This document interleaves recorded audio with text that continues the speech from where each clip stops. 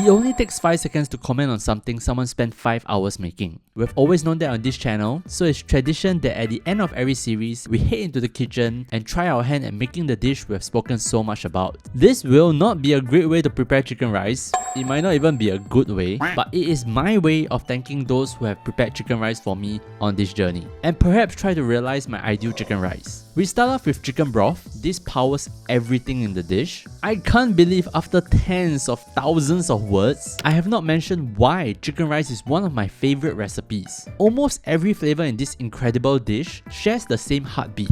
You'll see why later. For now, I'm gonna boil clean 3 chicken carcasses, some chicken feet as well as the neck trim from our kampong chicken. After which, I'll rinse and clean them, bring the broth back up to a boil, and then let it pressure cook for 90 minutes. The pressure cooker then sits on the stove overnight for the flavors to redistribute. While the broth is going, I'm going to exfoliate our 1.5 kg kampong chicken with handfuls of salt. This helps to season the chicken as well as to preserve a pretty skin. This is not some AHA BHA exfoliation. We really want to be vigorous with it, getting all up and under. After which, we stuff the chicken cavity with some spring onion, ginger and garlic, fill it up with some water, and set it in the fridge overnight. And already some of the commenters are like, you didn't trim the chicken fat off the backside. That's like the basics of chicken rice. No, because I got a whole bunch of chicken fat from my supplier. We're gonna render this down, and similarly, same heartbeat, this is going to power a lot of the components. Like the chili. I cut and blended some red chilies, chili padis, ginger, garlic,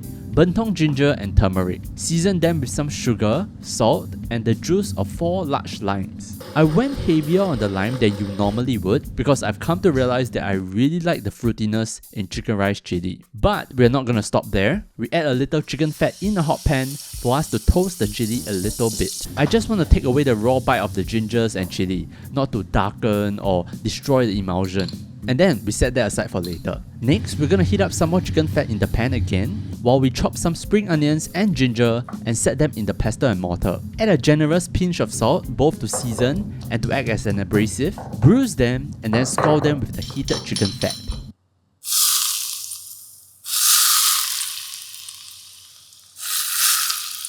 I cannot think of a more efficient way to achieve flavor in all of cooking. This spring onion method has been broken for so long and it is still unpatched. And to throw in a controversial opinion now that the series has ended, I think a spring onion condiment is nicer than ginger. Right, I cannot be alone in this. Anyway, the next day, our chicken broth will look something like this. On the surface, it's like the overworked, pressurized adult. Everything looks pretty normal. But bring the broth back up to a boil and mix everything a little bit. Sieve out the broth and this is what you have. Every carcass, feet, destroyed beyond recognition. This is what 90 minutes of pressure can do. It kinda looks like Argentina in the World Cup finals. Anyway, we portion some of the chicken broth and add some peanuts and lotus root to it, and then boil it until we like the texture. That really is the entire recipe of peanut lotus soup.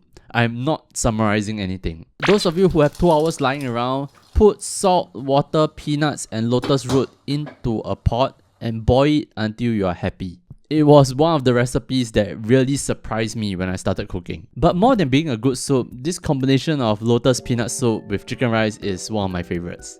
Speaking of combination, there was one particular item that goes so well with chicken rice that is kinda blasphemous that we never ordered it in the series. Y'all know what I'm talking about? That's right, kueh kian, or chicken gizzards. So first, we've cleaned our gizzards under a running tap, picking out the excess fat and sand. But Alderic, I hear you ask, why is there sand? Why is your supply so unhygienic? I don't blame you for asking that because, believe it or not, I only learned what gizzards are last year.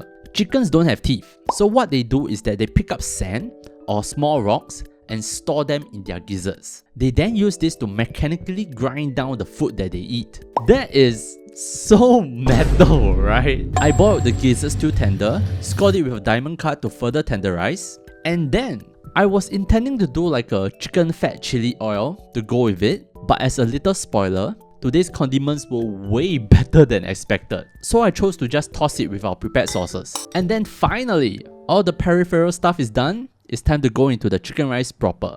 We first wash the rice until the water runs clear. Sticky can people, you can don't wash it as much so that more starch is retained. But since I want the Li Li Fen Ming, I want as little starch as possible. Next, we fry minced garlic and ginger with chicken fat and then add the raw rice in. Incorporate everything nicely, transfer it to the rice cooker and top it off with the prepared chicken broth. Add a knot of pandan leaves in and press on. And then for the star of the show, the kampong chicken. This, like you saw, has been wet brined overnight and then taken out hours prior for it to come up to room temperature. We bring the chicken broth up to a boil and then do the traditional 七上八下while scooping the broth over the skin. This is for the meat to semi-firm up before being dipped in so that it doesn't shrink too aggressively. Then we turn down the heat to the lowest, and here there are two ways to do things, the modern and the traditional. The modern way, the one that I'm going for, is to poke a meat thermometer into the deepest parts of the chicken. I chose the thigh and I'm gonna pitch for 70 degrees Celsius, trying my best to reach that as slow as possible. I say that, but I chicken out in the end, letting it ride to 72 degrees Celsius before pulling it. Technically, you want it to be closest to just being cooked for it to be the juiciest while being food safe. If you play it too close, like some of the places that we have visited in the series, then you're cut into a raw chicken, in which there is no way to salvage it. Recooking it will just dry it out. The other way, the traditional way, is that after dipping the chicken into the chicken broth, you close the lid and trust. Once you feel your ancestors telling you, the chicken is done, that's when you know, oof, you're due for a medical checkup, bro. Anyway, we are then going to put the chicken into the ice bath in order to stop the cooking and also to shock the gelatin, letting it congeal into the notorious jelly. But with a twist. All series we have been talking about the yellow color of the chicken. And not to be shallow about it, but it does seem that a yellow chicken is more likely to taste better than a white one. You can see that mine already comes with a slight yellow hue because of the kampong origins. But here, we're gonna help it a little more with the use of gardenia fruit. The fruit looks something like this. I'm gonna crack them and steep them in some hot water, and then I'm gonna add that into the ice bath for the chicken to stay in. This gives the chicken a very natural, attractive yellow hue. And I know you might be wondering, why Alderic, you cook for yourself only need to die meh? Two reasons. The first is that I wanted to show you guys this fruit since it's the traditional way of dyeing Hainanese chicken. And two, I'm a content creator, baby. Can't cook, never mind, but at least need to look good, right? And then we arrive at the hardest step of making chicken rice. Carving the chicken. Can I just jump cut this? You don't need to see me struggle, right? Not important, right? Actually, never mind lah. Let's skip this, let's skip.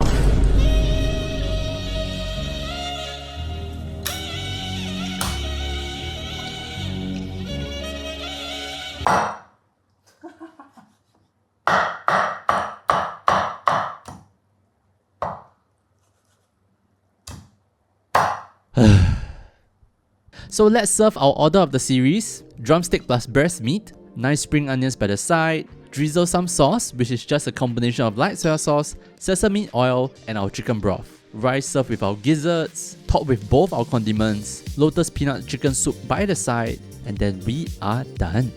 I'm decently happy with it. The breast was nice and juicy, but the jelly... If you really squint your eyes, there's like micro jelly there. Maybe the real jelly is the friends we made along the way. The rice was soft and a tad wet for my liking. I should have gone under the rice cooker measurements. Flavor wise it was good, but I struggled a little with the seasoning. I was too scared of the whole thing being too salty that I hesitated with the salt. Gizzards were good. Lotus peanut soup is pretty much a slam dunk, but as I have alluded to earlier, the biggest surprise was that the condiments game was crazy. The spring onion oil is a given, sure, but the chili today was flavorful, fruity, and creamy. The chicken fat and the lime work incredibly well with each other. I hate praising my own food because it's so cringe, but this is the best chili I had in the series. Some of you regular viewers will know the bit, it's always one plate because technically I don't have to do more than walk for it since it's my own kitchen, but this time it's different. 1 plate I'll walk for the chicken rice, 2 plates I'll take a bus for the chicken rice, and 3 plates I'll go anywhere in Singapore for the chicken rice. And Alderic chicken rice gets 0 plates. 4 to 5 hours of cooking, 7 to 8 hours because I was filming, about $80 worth of groceries, and a terribly messy kitchen to clean at 10 PM.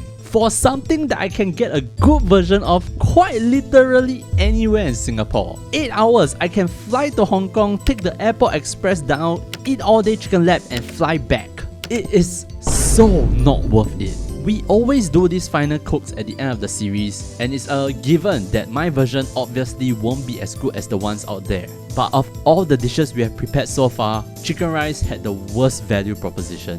I guess someday if I move to Canada or Japan, sure I'll do it. It's a great recipe, it cures homesickness, I can batch make the condiments and freeze the chicken broth, which will make subsequent cooks much faster, but I don't know what needs to happen for me to do this again on Singapore soil. I'll have to like fall in love or something. So that was my chicken rice. I hope you guys enjoyed the video. Next week we have one final chicken rice video before we wrap up the series for good, a roasted chicken rice episode. But for now, remember to eat something good. I'll see you guys in the next video.